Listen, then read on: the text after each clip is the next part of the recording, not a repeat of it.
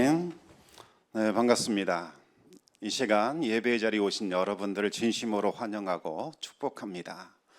우리 청담교회는 은혜가 샘솟는 교회, 부흥이 시작되는 교회입니다. 우리 하나님의 위로와 평강이 여러분과 또 여러분의 가정에 함께 하시기 바랍니다. 예전에는 군사부일체라는 말을 참 많이 썼던 것 같습니다. 군사부일체를 그냥 있는 그대로 풀이해보면 임금과 스승과 어버이는 한 몸이다, 이렇게 되지요. 그런데 실질적인 의미는 임금과 스승과 어버이의 은혜는 같다라는 겁니다. 같은 은혜를 받았으니 똑같이 충성하여 섬기라, 그런 뜻입니다. 이것은 소학 명륜에서 나온 것이라고 합니다. 사람은 세 사람 덕분에 살고 있으므로 섬기기를 하나같이 해야 한다. 부모는 나를 낳으시고 스승은 나를 가르치시고 임금은 나를 먹이신다. 부모가 아니면 태어날 수 없지만 임금이 먹여주지 않으면 자라지 못하며 스승이 가르쳐주지 않으면 알지 못하니 낳아주심과 한 가지니라. 그러므로 한결같이 섬기고 또 힘을 다해 베푸심에 보답하는 것이 인간의 도리이니라. 한때는 이 용어가 통치자들이나 권력자들에 의해서 부당하게 억누르거나 핍박하는 것을 정당화하는 데 악용되기도 했습니다. 그러다 보니 누군가는 거부감을 느낄 수도 있고 또 불편하게 생각될 수도 있을 겁니다. 하지만 이 말의 본질은 은혜를 입은 사람이 마땅히 가져야 할 도리에 대해서 말하고 있는 거지요. 여러분, 사람은 혼자 태어날 수 없고 혼자 자라날 수도 없고 또 혼자 살아갈 수도 없습니다. 어머니는 생명과 바꿀 만한 그 고통, 해산의 수고를 통하여 아이를 출산합니다. 하지만 이 아이의 얼굴을 보는 순간 그 아픔은 다 사라지지요. 이제부터 부모는 밤낮으로 애를 쓰면서 이 아이를 길러냅니다. 젖은 자리, 축축한 자리를 마른 자리로 갈아주고 손발이 다 닳아지도록 아이를 잘 양육합니다. 하지만 부모의 노력만으로는 이 아이를 자라나게 할 수 없지요. 좋은 스승, 멘토, 친구를 만나게 해줘야 합니다. 좋은 스승과 좋은 멘토는 인생의 의미를 가르쳐주고 또 인생의 지침을 알려줍니다. 여러분, 친구는 인디언 속담을 찾아보면 나의 슬픔을 등에 지고 가는 자, 이렇게 정의를 하고 있습니다. 스승과 친구가 있어야 인생의 바른 길을 찾을 수 있고 또 그 길을 걸어갈 수 있는 겁니다. 하지만 부모가 있고 스승이 있고 친구가 있을지라도 나라를 잃어버리면 모든 것을 잃어버리게 되지요. 마찬가지입니다. 나라가 있기에 사회도 있고 가정도 있고 또 개인도 있는 겁니다. 때가 되면 남자들은 병역의 의무를 다하기 위하여 나라를 지킵니다. 언뜻 생각해 보면 내가 잘났고 내가 대단해서 이만큼 산다, 이렇게 생각할 수도 있지만 가만히 생각해 보면 이 모든 것은 다 은혜라는 것을 알 수 있습니다. 큰 은혜를 입었기에 이만큼 우리가 살고 있는 거지요. 그리고 이 모든 은혜는 하나님께로부터 나온 겁니다. 하나님께서 수많은 만남을 허락하셨기에 지금 이 모습으로 우리가 살아가고 있는 겁니다. 하나님의 은혜로 우리는 부모님을 만났습니다. 스승을 만났고 친구를 만났고 이 나라에서 태어나 자랄 수 있었던 거지요. 또 힘들고 어려운 상황 속에서도 하나님께서 좋은 여건과 기회를 주셨기에 우리는 최선을 다할 수 있었던 겁니다. 또 수고하고 애쓴 모든 것들에게 하나님께서 복을 부어주셨기에 우리는 아름다운 결실을 맺으며 살아올 수 있었던 거지요. 그 은혜를 잊지 말고 기억하라는 의미에서 군사부 일체가 나온 겁니다. 여러분, 성경도 같은 말씀을 하고 있습니다. 로마서 13장 1절과 2절 말씀을 우리 같이 한번 읽어보겠습니다. 각 사람은 위에 있는 권세들에게 복종하라. 권세는 하나님으로부터 나지 않음이 없나니 모든 권세는 다 하나님께서 정하신 바라. 그러므로 권세를 거스리는 자는 하나님의 명을 거스름이니 거스르는 자들은 심판을 자취하리라. 아멘. 여러분, 누가 이 로마서를 기록했습니까? 사도 바울이죠. 바울이 성령의 감동을 받아 쓴 편지입니다. 누구에게 쓴 편지일까요? 로마에 있는 성도들에게 보낸 편지입니다. 사도 바울은 심지어 로마의 그 권세들, 교회를 핍박하는 그들까지도, 그들의 권세도 인정하라고 말을 합니다. 물론 이 말은 불의한 통치자들의 행위를 묵인하고 굴종하라 이런 뜻은 아닙니다. 깔뱅도 불의한 국가 권력에는 야합하지 말고 적절한 적법한 방법을 통하여 이의 제기하고 개선시켜 나가라 그렇게 말하고 있습니다. 그런데 여기서 중요한 것은 모든 권세는 하나님께로부터 나온 것이니 그 권세가 바르게 사용될 수 있도록 기도하고 또 그 권세에 복종해야 한다라는 것을 말하고 있습니다. 하지만 지금 세상은 너무나 많이 변했지요. 군도 또 사도, 부도 다 존경을 받지 못하는 그러한 시대가 되어버렸습니다. 은혜에 대한 감사를 찾아보기 어렵습니다. 오히려 원망과 불평의 목소리를 높이며 돌을 던지고 있습니다. 최근에 교권 추락 얼마나 심각합니까? 선생님이 학생들에게 두들겨 맞고 있는 실정입니다. 또 학부모들에게 협박을 받고 있지요. 초등학교 선생님들이 학부모의 협박과 갑질을 견디지 못해 수차례 목숨을 끊었다라는 소식을 들으며 우리는 참담함을 느낄 수밖에 없습니다. 그분이 어린 선생님이라서 마음이 좀 여린 분이라서 아직 사회에 대한 경험이 부족해서 그럴 수 있겠다 이렇게 생각하는 분이 있을지 모르겠습니다. 어느 교회에 연로하신 장로님께서 은퇴를 하셨습니다. 그런데 담임이 너무나 부족하다라는 말을 듣고 자원해서 복직을 하셨습니다. 이분은 노련하신 분이기 때문에 초등학교 6학년 담임을 맡겨드렸는데 손자 같은 아이들이 큰 소리를 치며 막 욕을 해더랍니다. 얼마나 놀랐고 얼마나 충격을 받으셨는지 얼마 지나지 않아 심장마비로 세상을 떠나셨습니다. 여러분, 요즘 부모도 힘들기는 마찬가지죠. 지난달에 인터넷에 재수생을 둔 한 부모의 글이 올라왔습니다. 자식 낳지 마세요라는 글을 올려놔서 화제가 되었습니다. 착하고 성실하지 않은 자식 둔 부모는 20살 넘도록 뼈골 빠지게 희생해야 한다. 내 인생이라는 게 없다. 사춘기 때 속썩이고 공부 안 해서 속썩인다. 부모의 지원과 희생이 당연한 줄 안다. 그렇게 푸념을 했습니다. 지들은 부모 아파도 눈 하나 깜짝 안 한다. 얼마나 이기적인 것들인지 자식 웬만하면 낳지 마라. 자식 재수시키고 대학까지 보내려니 진짜 뼈골이 빠진다. 자식 뒷바라지 하다 노후제 뜻도 못하고 내 인생은 종친다. 이렇게 털어놨습니다. 그러면서 병든 몸 주말에도 쉬지 못하고 재수하는 아이 밥 차려줘야 한다. 방 하나를 안 치운다. 20 넘은 대학생도 부모 희생이 당연한 줄 안다. 애들 뒷바라지 하다가 인생 저문다면서 이 자식 안 낳거나 하나만 낳았어야 했다. 이런 글을 올렸습니다. 예전 같으면 참 철없는 부모다. 아마도 그와 같은 비난이 쇄도했을 겁니다. 그런데 놀랍게도 수많은 엄마들이 이 공감을 했습니다. 그래서 화제가 된 거지요. 심지어 어떤 분은 댓글로 자신의 인생 중에서 제일 후회되는 것이 자식 낳는 것이다 라고 했습니다. 또 자녀를 짐짝처럼 여기는 분들도 있었습니다. 자녀 양육이 어렵다는 것은 알고 있었지만 이토록 힘들게 어렵게 느끼고 있는 줄은 상상도 못했습니다. 저는 이제 부부가 되기로 상담하러 온 예비 부부들에게 반드시 해주는 말이 있습니다. 제가 나이가 들어서 이제 인생을 쭉 돌아보니 잘한 것이 별로 없다. 내가 참 잘한 것이 없는데 딱 하나 잘한 것 있다.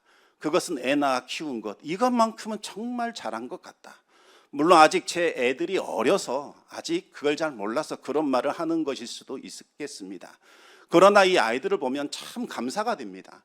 하나님께서 이 아이들을 주셔서 얼마나 기쁜지 모릅니다. 그래서 하나님께 감사하는 마음이 계속해서 커지고 있습니다. 제가 그런 생각을 갖다 보니 남들도 다 그런 줄로만 알았던 거지요. 여러분, 지금 이 사회는 아주 심각합니다. 위기입니다. 돈이 없어서 경제가 힘들어서 위기가 아닙니다.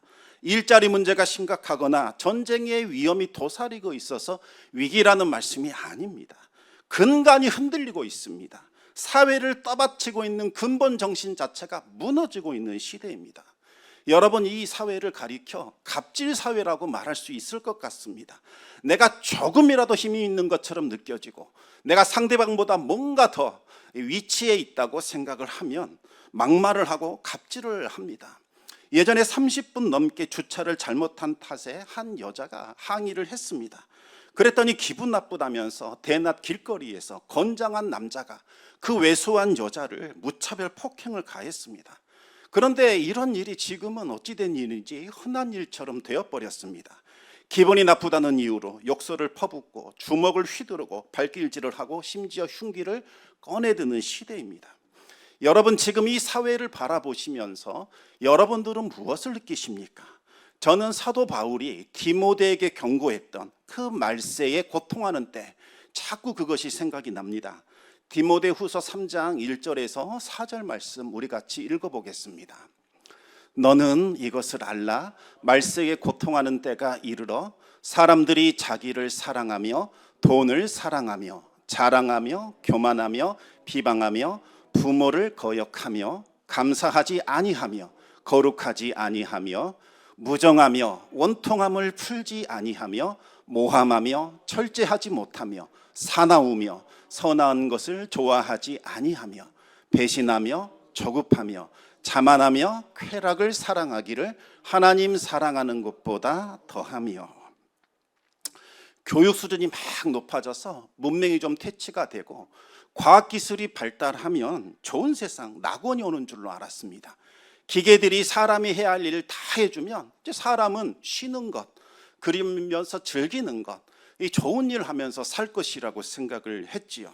하지만 정반대가 됐습니다. 세상은 더욱더 악해졌고 그 좋은 머리, 그 좋은 기술을 가지고 악한 본성과 결합이 되어서 이 세상의 멸망 위기가 더 가속화되고 있습니다. 가정이 붕괴되고 사회가 붕괴되고 국가가 붕괴되고 온 세상이 붕괴되는 지경에 이르게 되었습니다. 여러분, 이와 같은 상황에서 바울은 디모데에게 어떤 해결책을 제시했을까요? 디모데후서 3장 우리 14절에서 17절까지 말씀 같이 읽어보겠습니다. 그러나 너는 배우고 확신한 일에 거하라. 너는 내가 누구에게서 배운 것을 알며 또 어려서부터 성경을 알았나니 성경은 능히 너로 하여금 그리스도 예수 안에 있는 믿음으로 말미암아 구원에 이르는 지혜가 있게 하느니라. 모든 성경은 하나님의 감동으로 된 것으로 교훈과 책망과 바르게 함과 의로 교육하기에 유익하니 이는 하나님의 사람으로 온전하게 하며 모든 선한 일을 행할 능력을 갖추게 하려 함이라. 아멘. 한마디로 성경으로 돌아가야 한다. 하나님의 말씀으로 돌아가라. 하나님 안에 거하라. 하나님 안에서 다시 시작해야 한다. 그렇게 말씀하고 있습니다. 여러분, 성경으로 돌아가라. 믿음으로 돌아가라. 이 말을 들으면서 누가 생각납니까? 저는 종교 개혁자들의 부르짖음이 생각났습니다. 오직 은혜, 오직 믿음, 오직 성경, 오직 예수, 오직 하나님께 영광. 종교 개혁자들의 그 뜨거운 열망은 멸망을 향하여 질주해 가던 중세 암흑기를 끝내고 빛과 생명의 새 시대를 열게 됩니다. 종교개혁의 핵심 가치가 무엇입니까? 그들이 부르짖었던 구호 속에 들어 있습니다. 오직 은혜, 오직 믿음, 오직 성경, 오직 예수, 오직 하나님께 영광. 이 5가지 구호는 하나로 모아집니다. 하나님을 하나님 되게 하라라는 겁니다. 종교개혁의 본질은 우리가 무시하고 업신여기고 멸시했고 그저 우리의 성공을 위하여 조력하는 것에 불과하게 여겼던 그 하나님을 최고의 자리, 하나님을 하나님 되게 하는 것, 이것이 바로 본질입니다. 하나님을 하나님 되게 한다는 말은 어떤 의미일까요?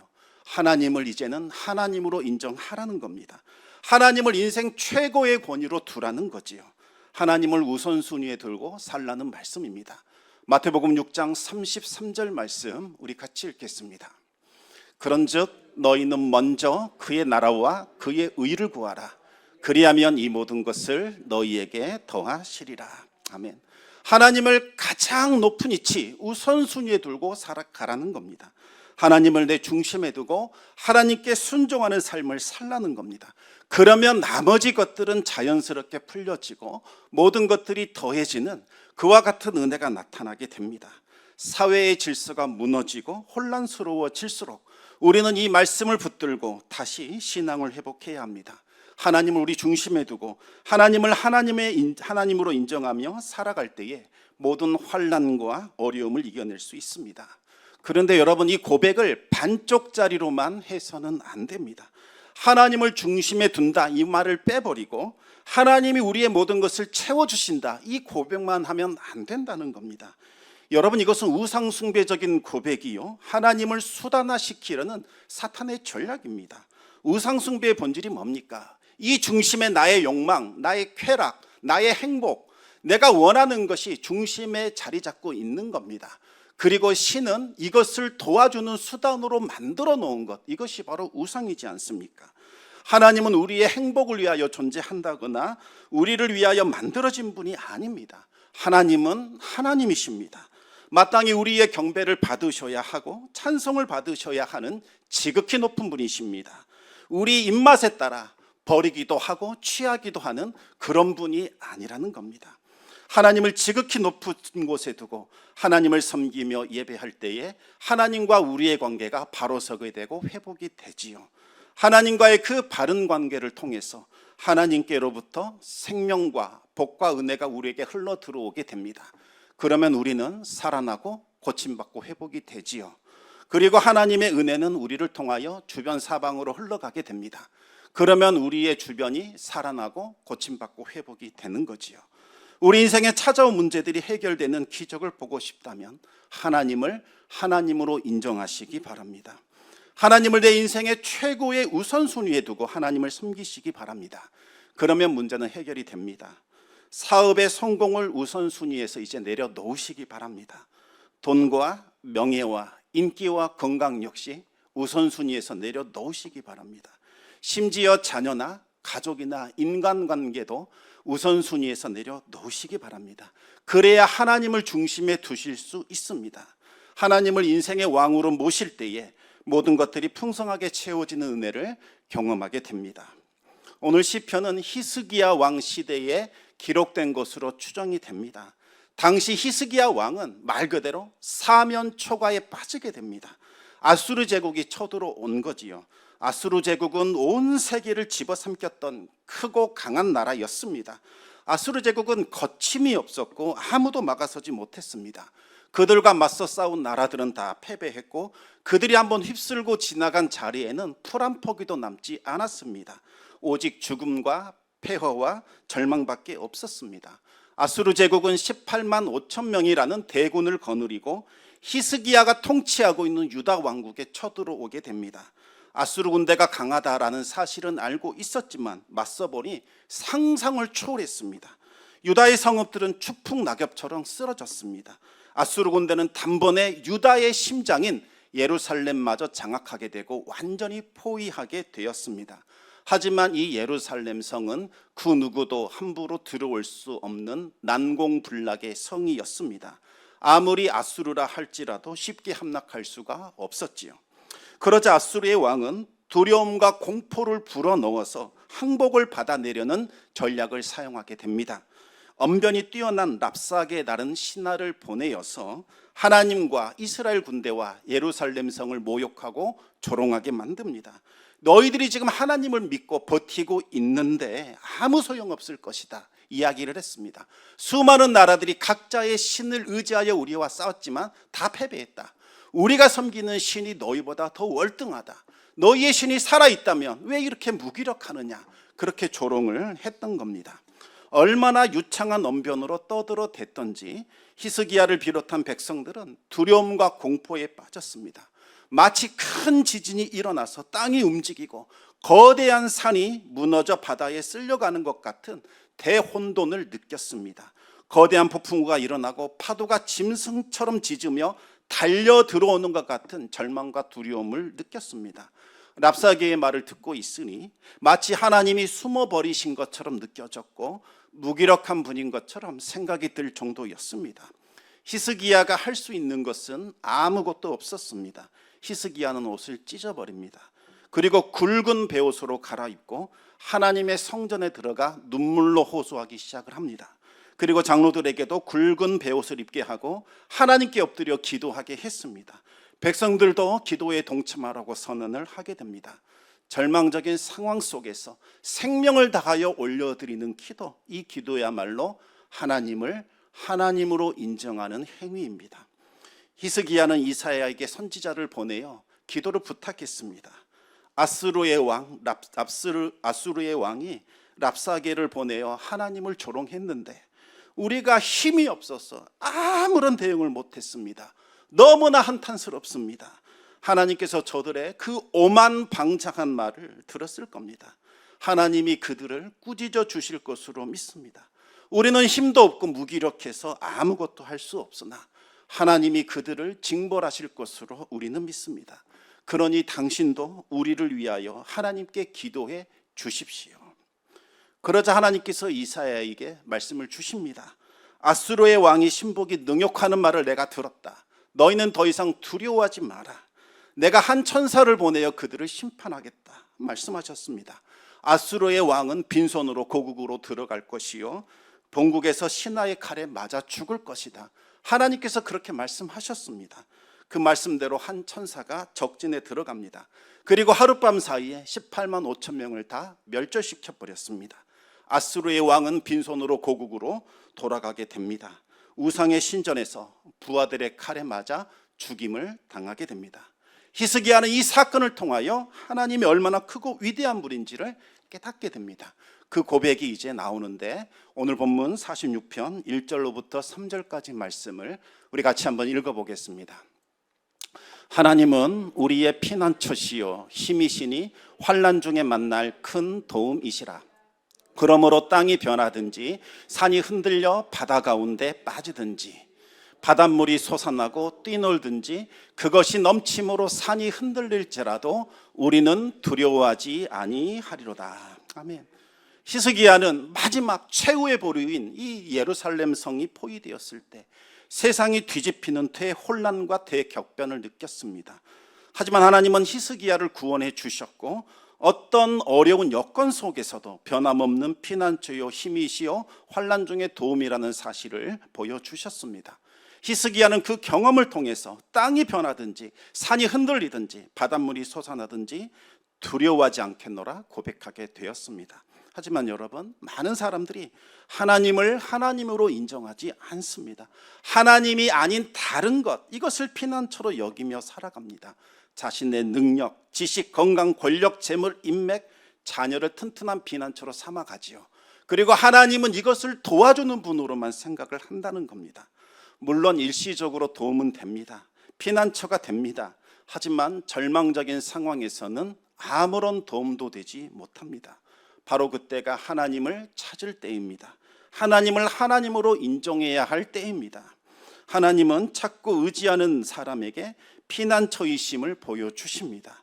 고난은 우리를 찾으시는, 우리를 부르시는 하나님의 신호입니다.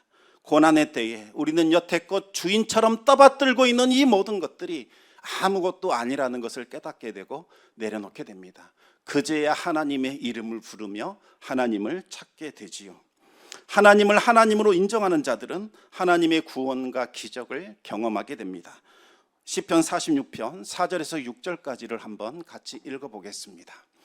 한 시내가 있어 나뉘어 흘러 하나님의 성 곧 지존하신 이의 성소를 기쁘게 하도다. 하나님이 그 성 중에 계심에 성이 흔들리지 아니할 것이라. 새벽에 하나님이 도우시리로다. 문나라가 떠들며 왕국이 흔들렸더니 그가 소리를 내심에 땅이 녹았도다. 아멘. 4절 보시면 한 시내가 나뉘어 예루살렘에 흘러오더니 하나님의 성소를 기쁘게 했다, 이렇게 나옵니다. 무슨 말일까요? 작은 시내가 여러 수로를 통해서 잔잔하고 고요하게 흘러 들어와서 하나님의 성소가 있는 그 예루살렘을 기쁘게 했다는 뜻입니다.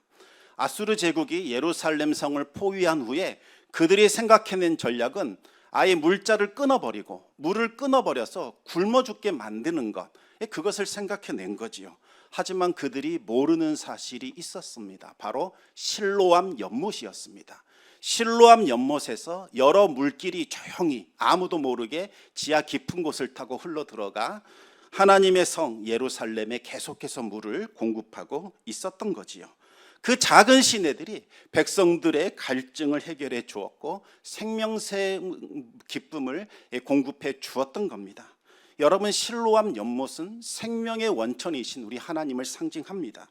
하나님과 바른 관계가 맺어지게 되면 하나님께로부터 생명수가 흘러 들어와 우리 인생의 갈증과 문제들이 해결함을 받게 됩니다.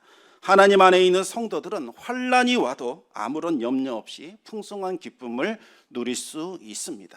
시편 46편 8절에서 10절까지 말씀을 우리 또 한번 읽어보겠습니다. 와서 여호와의 행적을 볼지어다. 그가 땅을 황무지로 만드셨도다. 그가 땅끝까지 전쟁을 쉬게 하시며 활을 꽂고 창을 끊으며 수레를 불사르시는 도다. 이르시기를 너희는 가만히 있어 내가 하나님 됨을 알지어다. 내가 문나라 중에서 높임을 받으리라. 내가 세계 중에서 높임을 받으리라 하시도다. 아멘. 하나님이 말씀하십니다. 환난과 역경 가운데 있는 성도들에게 제발 좀 가만히 있어라 말씀하시죠. 내가 너희를 대신하여 싸울 것이니 제발 좀 두려워하지 마라. 조급해하지 마라. 서두르지 마라. 가만히 잠잠히 있으라 말씀하십니다. 기도하면서 하나님의 뜻을 구하고 하나님의 일하심을 이제는 지켜보라는 겁니다. 우리가 막 뭔가를 만들어서 그것을 통해 하나님께 영광 올려드린다 생각하지만 그렇지 않습니다. 우리가 해야 할 일은 하나님을 하나님으로 인정하고 하나님께 순종하는 겁니다. 그러면 하나님이 일하십니다. 하나님이 기적을 일으키시고 하나님의 영광을 드러내 주십니다. 8절 보시면 하나님이 행하신 행적들을 보라고 했습니다. 어떤 일들이 있었습니까? 하나님을 대적했던 그 오만방자한 나라들 다 황무지가 되어버렸습니다. 9절 보십시오. 하나님을 대적했던 대적들의 활을 꺾어버리셨고 창을 끊으셨고 수레를 불살라버리셨습니다. 활과 창과 수레는 대적들이 믿고 의지했던 핵심 무기들입니다. 그런데 하나님이 그 모든 것들 다 무효화시키셨고 더 이상 그것들을 자랑하거나 의지할 수 없도록 만드신 겁니다. 이전에 놀라운 일들을 행하셨던 그 하나님께서 이제는 히스기야를 통하여 놀라운 일을 베푸시겠다고 말씀하는 겁니다. 한 천사를 보내요. 아수르 제국의 자랑을 완전히 무효화시켰습니다. 아주 간단했습니다. 18만 5천 명의 대군이 되는 그들의 호흡, 그들의 숨을 다 거둬가신 겁니다. 그러자 순식간에 그들은 산송장이 되어버렸습니다. 허무하게 전쟁은 끝났고 숫자와 규모와 크기를 자랑하던 아수르의 왕은 수치와 부끄러움을 당하게 됩니다. 결국 자신의 나라로 돌아가 신하들에게 살해를 당하게 됩니다. 하나님은 지금 우리에게 동일한 말씀을 하십니다. 너희는 가만히 있어 내가 하나님 됨을 알지어다. 내가 문나라 중에 높임을 받으리라. 내가 세상 중에서 높임을 받으리라. 이제는 그만 두려워하고 가만히 잠잠히 하나님의 때를 기다리는 겁니다. 나는 여호와 하나님이니 너는 이 사실을 인정하라. 하나님을 하나님으로 인정하고 하나님으로 고백하며 높이라는 겁니다. 그러면 하나님께서 하나님 되심을 우리에게 보여주십니다. 여러 나라 중에 높임을 받으시고 온 세계 중에 높임을 받게 됩니다. 성도 여러분, 이대로는 안 되겠다. 새로운 변화가 필요하다. 나에게는 하나님의 기적이 필요하다. 혹시 이렇게 생각하고 계신 분 계십니까? 그렇다면 하나님을 하나님으로 인정하시기 바랍니다. 여러분이 주인처럼 여기고 있던 것, 그거 다 내려놓으셔야 합니다. 하나님을 중심에 두시고 그분을 하나님으로 인정하고 높이고 경배하시기 바랍니다. 주님은 믿음을 다 잃어버린 베드로를 다시 찾아오셔서 물으셨습니다. 네가 나를 사랑하느냐? 이 말은 과거에 네가 나를 사랑했느냐 그건 묻는 거 아닙니다. 지금 현재 네가 나를 사랑하느냐 물으신 겁니다. 지금 현재가 중요하지요. 나는 지금도 여전히 하나님을 사랑하고 있는가? 내가 하나님 생각하면 그때처럼 내 가슴이 벅차오르고 뛰고 있는가? 이것을 점검해 보라는 말씀입니다. 또한 주님은 베드로에게 이 사람들보다 네가 나를 더 사랑하느냐 물으셨습니다. 그런데 원문을 보면 이것들보다 더 사랑하느냐 이렇게 물은 것으로 나옵니다. 따라서 이것은 세 가지 해석이 가능합니다. 첫 번째는 베드로야, 네가 사랑하고 있는 모든 사람들 있지 않느냐? 그 사람들보다 나를 더 사랑하느냐? 이렇게 물으신 것으로 해석할 수 있습니다. 지금 베드로가 사랑하고 있는 모든 사람들을 통틀어서 주님을 가장 사랑하느냐 물으신 겁니다. 두 번째는 베드로야, 여기 있는 제자들이 다 나를 사랑하는데 너는 그 사랑보다 더 뜨거운 사랑으로 나를 사랑하느냐 이렇게 묻는 거지요. 예전에 베드로는 말합니다. 다 버릴지라도 저는 주님 버리지 않습니다. 저는 주님 정말 사랑합니다. 누구보다도 가장 월등하게 사랑합니다. 그렇게 고백했던 적이 있습니다. 그러나 실패했지요. 주님 다시 물어보십니다. 여전히 너는 그 고백 유효하느냐? 네가 다른 사람들이 나를 사랑하는 것보다 더 뜨거운 사랑으로 나를 사랑하느냐? 묻는 겁니다. 마지막으로 베드로야, 네가 낭망하여 신앙 잃어버리고 다시 어부로 복귀했는데 여전히 너는 너와 내 가족의 생계를 책임져 줄 수 있는 이 배와 그물과 여러 가지 기구들보다 나를 더 사랑하느냐? 이렇게 묻는 것으로 해석할 수 있습니다.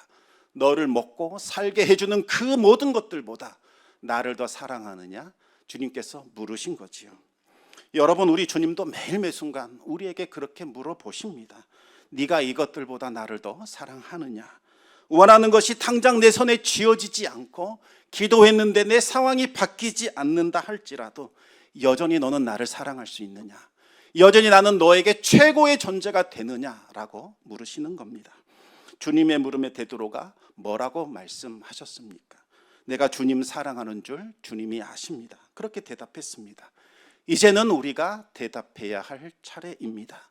여러분은 물으시는 주님께 어떤 대답 들려주시기를 원하십니까? 성도 여러분, 하나님을 하나님으로 인정하시고 하나님을 하나님 되게 하시기 바랍니다. 피난처이신 하나님, 우리의 힘이신 하나님, 환난 중에 도우시는 하나님을 경험하게 될 겁니다. 우리 하나님의 은혜가 날마다 충만하기를 우리 주님의 이름으로 축원합니다. 기도하겠습니다.